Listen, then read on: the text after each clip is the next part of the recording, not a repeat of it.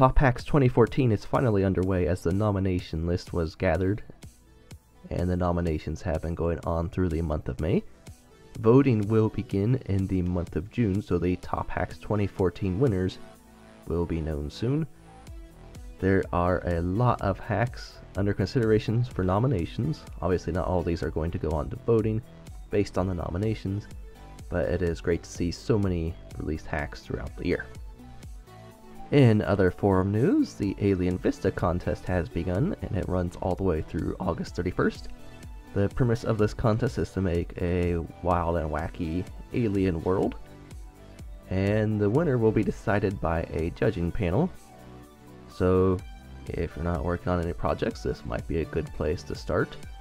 The rules are very minimal, just must be beatable, have at least one glow if it's Super Metroid, or one custom animation for Nestroid, and it can use the vanilla tiles, but they're trying to really get people to make some weird stuff, so maybe think about joining in on this contest.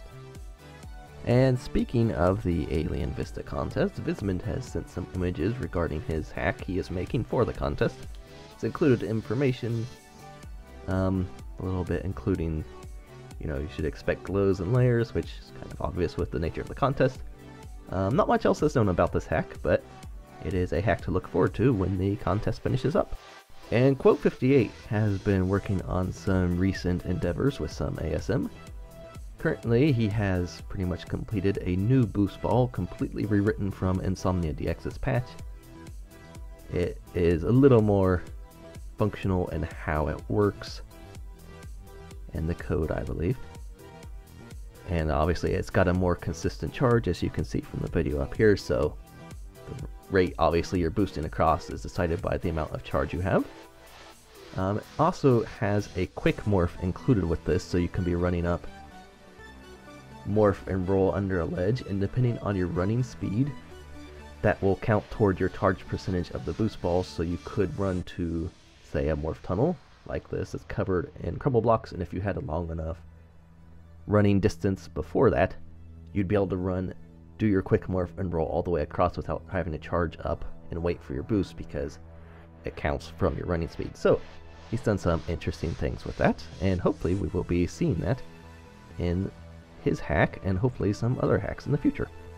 Quote's recent endeavors have not just been stuck to doing a boost ball, he has also been working on making an Alpha Metroid a reality in Super Metroid.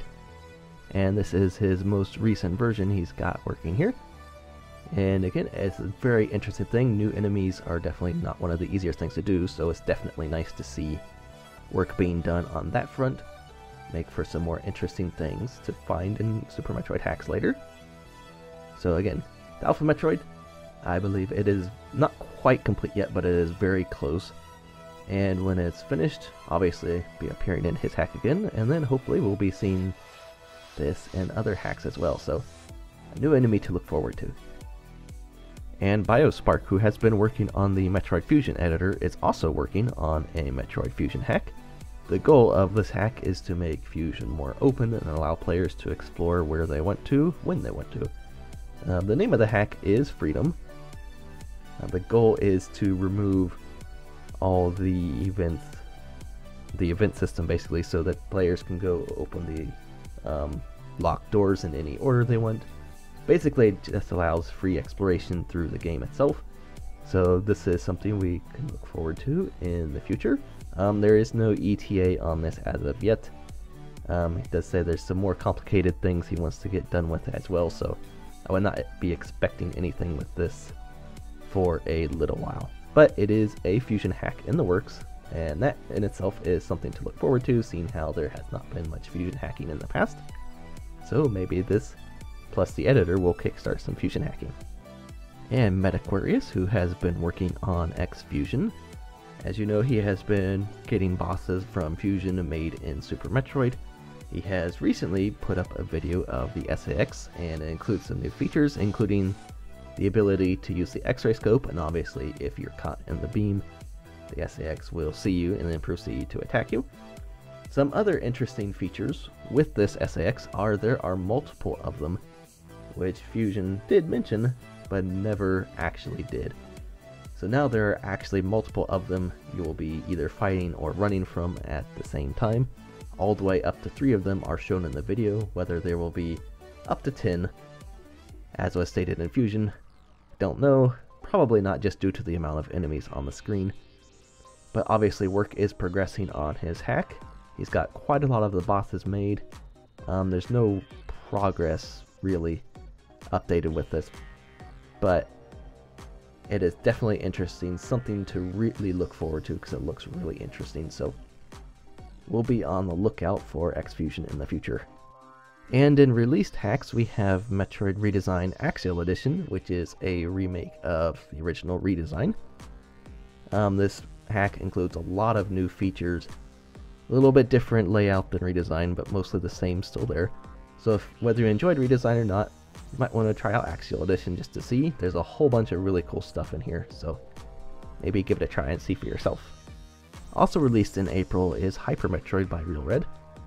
This hack uses Project Base as a base, so a lot of the gameplay mechanics are from Project Base itself, which provides a slightly different take on the usual Metroid hack. So again, this one was released in April. Recommend you give this one a try as well and see what it's all about. And speaking of Project Base, it did receive a new release last month. Version 0.7.2 is now out, and Grime has done yet more reworking of the game.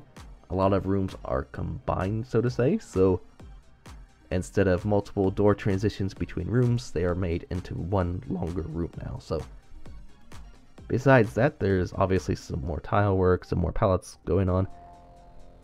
And if you enjoyed previous project-based versions or didn't, give this one a try and see what you think about it.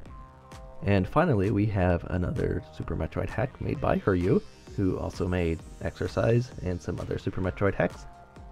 SM Mini was fixed by Metaquarius because apparently there were some issues that made the hack unbeatable, but that is now fixed, and that is the patch currently on the forum. It does not have a page on the main site yet. Not much else is really known about this hack right now because it was just finished as of making this video today. So maybe give it a try and see what it's all about. And that is going to do it for this month's update for Metroid Construction. So thanks for watching, and we will see you next month as we continue to delve into the different projects and hacks that are being worked on. And maybe we will have some more released hacks next month as well. So we will see you for that.